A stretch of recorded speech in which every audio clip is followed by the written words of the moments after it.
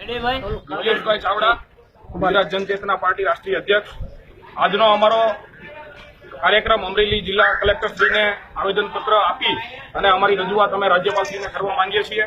ગુજરાત સરકારે હમણાં થોડા સમય પહેલા અમરેલી જિલ્લાની સિવિલ હોસ્પિટલના જે ખાનગીકરણનો નિર્ણય કર્યો છે, આ નિર્ણય આ દેશના બંધારણની વિરુદ્ધનો નિર્ણય છે। આ દેશના બંધારણે દેશના દરેક નાગરિકને મફત શિક્ષણ અને મફત આરોગ્યનો અધિકાર આપ્યો છે। આ મફત આરોગ્યના અધિકાર ઉપર આ ગુજરાત સરકારે, ભાજપ સરકારે તરાપ મારી છે અને અમરેલી જિલ્લાના લગભગ 750 થી 800 જેટલા ગામડાઓનો એકમાત્ર મફત આરોગ્યનો આધાર હોય તો એ અમરેલી જિલ્લાની સિવિલ છે।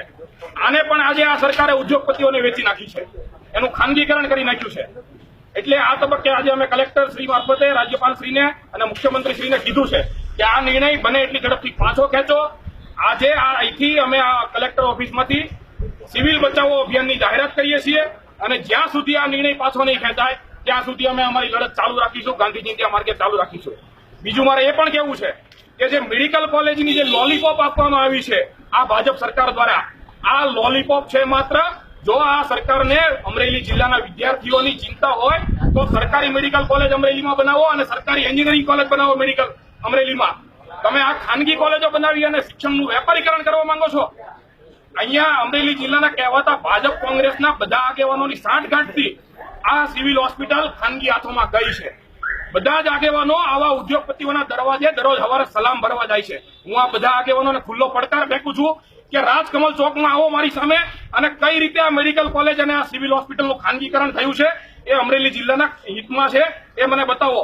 આપણા કહેવાતા આગેવાનો ખેડૂતોના હિતની વાત કરે છે અને કપડા કાઢીને અહીંયા આવે છે।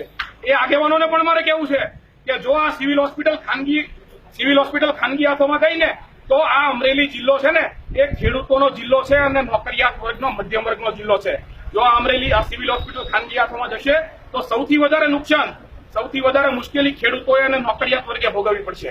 એટલે આવા ખેડૂતોના બશિયા બનતા કોંગ્રેસીઓને પણ મારે કહેવાનું છે કે આવો જાહેરમાં અને ખુલ્લામાં મારી સાથે ચર્ચા કરો કે આ સિવિલ હોસ્પિટલનો તમે વિરોધ કેમ નથી કર્યો। આવનારા સમયમાં આ મુવમેન્ટને અમે અમરેલીના ગામડે ગામડે સુધી લઈ જઈશું, સહી ઝુંબેશ ચલાવીશું અને જરૂર પડે તો સિવિલ હોસ્પિટલના કેમ્પસમાં આમરણ ઉપવાસ સુધીની અમારી તૈયારી છે। કોર્ટમાં જવાની પણ અમારી તૈયારી છે। અસ્તુ।